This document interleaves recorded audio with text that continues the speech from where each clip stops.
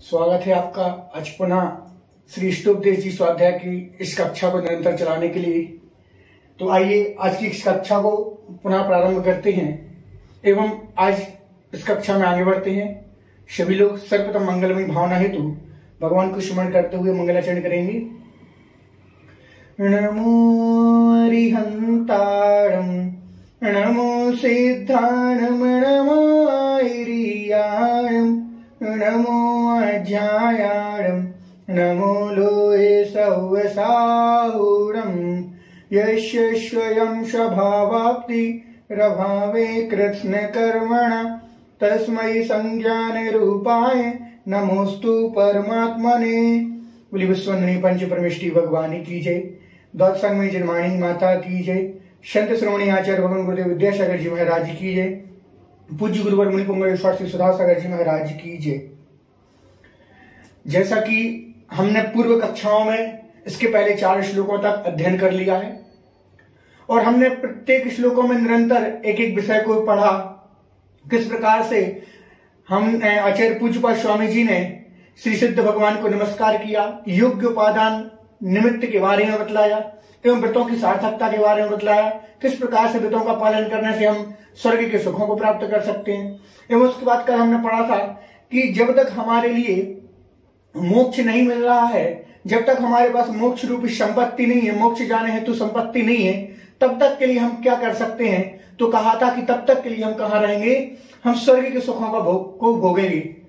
तो जो स्वर्ग के सुख हैं उसको भोगने हेतु क्या क्या बतलाया था कि हमारे लिए व्रतों का पालन करना पड़ेगा। तो जब हम व्रतों का पालन करेंगे, व्रतों को अंगीकार करेंगे, नियम संयम धारण करेंगे, तब जाकर के हमारे लिए क्या होगा, स्वर्ग सहज ही प्राप्त हो जाएगा। तो यहाँ पर गुरु और शिष्य के बीच जो संवाद चल रहा है, तो शिष्य के अंदर एक जिज्ञासा उत्पन्न होती है। चूंकि शिष्य समझने की अज्ञानी था, उसके लिए जानकारी नहीं थी किसी चीज की, तो इस प्रकार से प्रश्न करता है वो कि हे आचार्य भगवान, मैं स्वर्ग तो प्राप्त कर लूं, मैं आपने कहा व्रतों को भी पालन कर लूं, लेकिन स्वर्ग जाकर के मुझे मिलेगा क्या, वहां पर क्या मिलने वाला है, वहां स्वर्ग कैसा होता है और वहां पहुंचने के बाद कैसा सुख मिलता है। ऐसे विभिन्न अनेक प्रकार से उसके अंदर जिज्ञासा उत्पन्न हो रही थी। तो उन सारी जिज्ञासाओं का समाधान करने के लिए आचार्य भगवान पूज्यपाद स्वामी जी ने यह श्लोक लिखा हुआ है। इस श्लोक में वही आचार्य भगवान यह बतलाने वाले हैं कि वहां पर आपको स्वर्ग जाकर के आपके लिए क्या क्या चीजें मिलने वाली हैं। तो आइए हम देखते हैं कि किस प्रकार से आचार्य पूज्यपाद स्वामी जी ने अपने शिष्य की जिज्ञासा का समाधान किया और स्वर्ग सुख के कथन के बारे में बतलाया कि स्वर्ग का सुख कैसा होता है, वहां पर क्या क्या चीज मिलती है हमारे लिए, तो हम भी जाने कि हम यदि स्वर्ग जाते हैं तो हमारे लिए वहां पर कैसा स्वर्ग सुख मिलता है। तो आइए देखते हैं। सर्वप्रथम उच्चारण ऋषिकज मनातंकम दीर्घ कालोपलालितम नाके नाकौ कसाम सौख्यम नाके नाकौ कशामिव। ऋषिकजमनातंकम दीर्घकालोपलालितम नाके नाकौ कसाम सौख्यम नाके नाकौ कशामिव। ऋषिकजमनातंकम दीर्घकालोपलालितम नाके नाकौ कशाम सौख्यम नाके नाकौ कशामिव।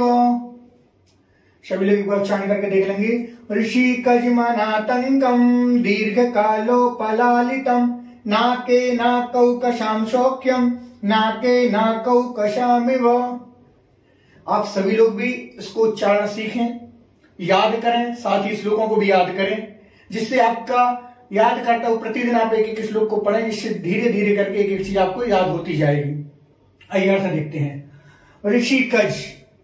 ऋषिकजम, यहाँ पे ऋषिकजम अनातंकम, ऋषिकज अर्थात इंद्रियजन, 5 इंद्रिय संबंधी, स्पर्शन रसना घ्राण चक्षुकर्ण, ये जो हमारी 5 इंद्रियां हैं इससे संबंधित, अनातंकम आतंक रहित। यहाँ पर बात चल रही है कि स्वर्ग जाने पर वहां पर सुख किस प्रकार से मिलेगा, हमें वहां पर क्या क्या चीज मिलने वाली है, तो उसके बारे में बता रहे हैं। ऋषि का अर्थात इंद्रियजन, 5 इंद्रियों संबंधी सुख, अनातंकम, वहां पर 5 इंद्रियों संबंधित सुख कैसे हैं, अनातंकम, आतंक से रहित, परेशानियों से रहित, अर्थात वहां पर हमारे पांचों इंद्रियों के सुख को कोई भी रोक टोक नहीं कर सकता, कोई भी छेड़ नहीं सकता, कम नहीं कर सकता। जो हमारे लिए मिलेंगे वो हमारे ही रहेंगे। अर्थात पांचों इंद्रियों संबंधित सुख का आतंक रहित, अर्थात वहां पर किसी प्रकार की परेशानी पांच इंद्रियों संबंधित सुख को नहीं आने वाली। एवं दीर्घ काल उपलालितम, दीर्घ अर्थात बहुत लंबे, काल अर्थात समय, बहुत लंबे समय तक उपलालितम भोगने योग्य है। क्या विशेषता बतलाई कि पांचों इंद्रिय संबंधित सारे सुख कैसे हैं? आतंक से रहित, अर्थात परेशानियों से रहित, वहां कोई परेशानी नहीं आने वाली। इंद्रियों के जो सुख हैं वह सुख मिलेंगे, वहां कोई परेशान करने वाला नहीं है। एवं वह सुख कितने समय तक मिलने वाले हैं? तो कहा दीर्घ काल उपलालितम, बहुत लंबे समय तक ये भोगने योग्य हैं। कितने लंबे समय तक भोगने योग्य हैं? तो कहा कि आप यदि स्वर्ग जाते हैं तो आपके लिए सर्वप्रथम कितने, सबसे कम यदि अगर हम स्वर्ग में पहुंच रहे हैं, आयु सबसे कम बंद की यदि स्वर्ग की तो 10,000 वर्ष। अब देखिए यहां की तो आयु कितनी है? 100 वर्ष, बहुत से 100 वर्ष तक। लेकिन वहां पर यदि आप जाते हैं तो कहां, स्वर्ग में पहुंचने पर कम से कम आपको 10,000 वर्ष तक सुख भोगने को मिल ही जाएगा। अरे एक बार यदि आप स्वर्ग पहुंच गए तो कितना, 10,000 वर्ष। अब एक वर्ष तो ठीक है, 1,000 वर्ष भी बहुत होते हैं, यहां तो कितना, 10,000 वर्षों तक सबसे कम एवं सबसे अधिक 33 सागर। 33 सागर कितना होता है? बहुत बड़ा होता है। अभी बतलाएंगे सागर की परिभाषा, एक सागर कितना होता है।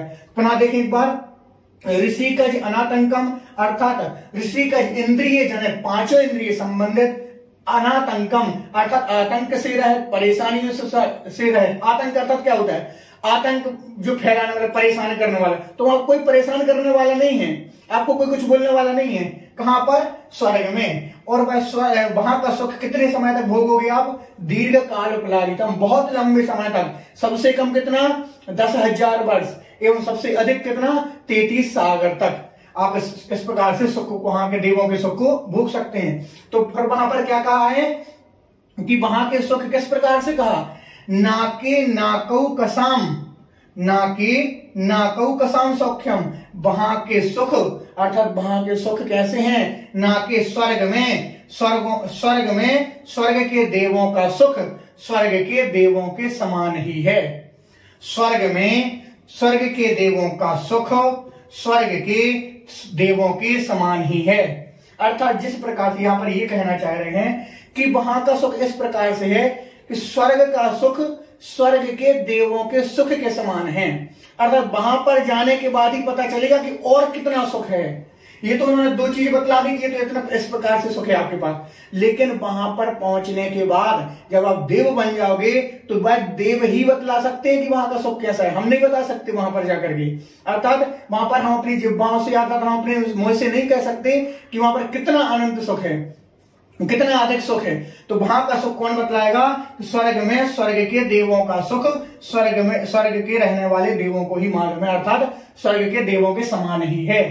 अर्थात स्वर्ग का सुख स्वर्ग के देवों के समान ही है। अर्थात वहां का सुख वही बताएंगे। कैसे? जैसे एक उदाहरण समझें, आपके लिए थोड़ा सा मान लो हाथ में शक्कर दे दी गई, मिश्री दे दी गई, मिश्री दी, उसको कहा कि आप खाइए। अब आपने खाया और सामने वाला आपसे पूछ रहा है कि ये मिश्री कितनी मीठी है।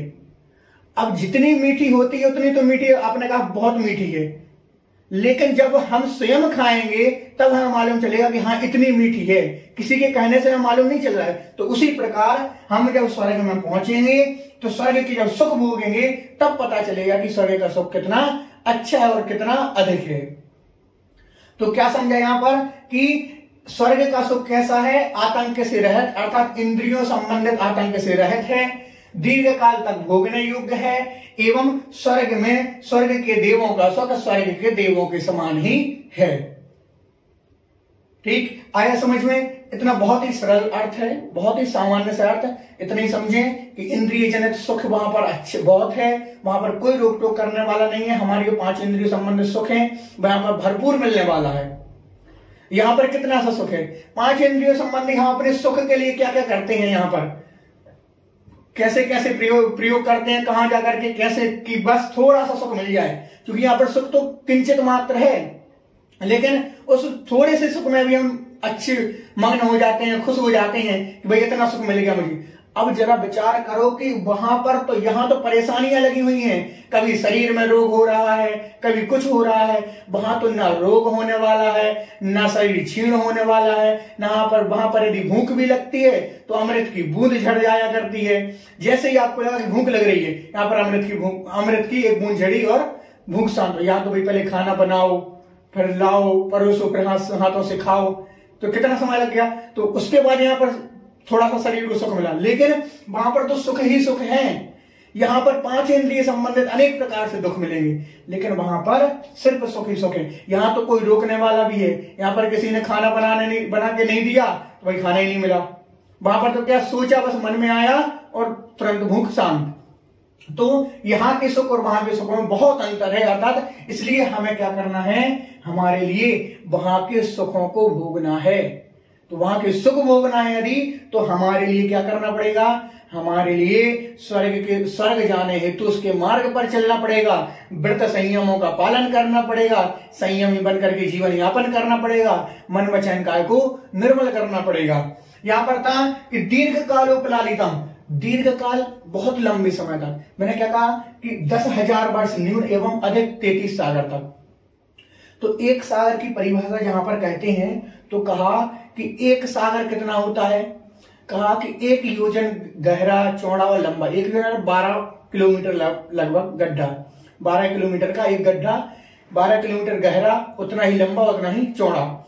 उस गड्ढे में भेड़ के बच्चे के छोटे छोटे से बाल, उसको टुकड़े कर करके डाल दो, इतने कि वहां उसको दबाया जाए तो दबे ना, इतने अधिक भर दो उसके लिए, उसका दूसरा टुकड़ा भी ना हो उस बाल का। उसके बाद उन बालों को प्रत्येक 100 वर्ष में एक बार निकालें, और जब तक वो गड्ढा खाली हो जाएगा, जब खाली होगा समझ लेना तब एक सागर आपका हो गया।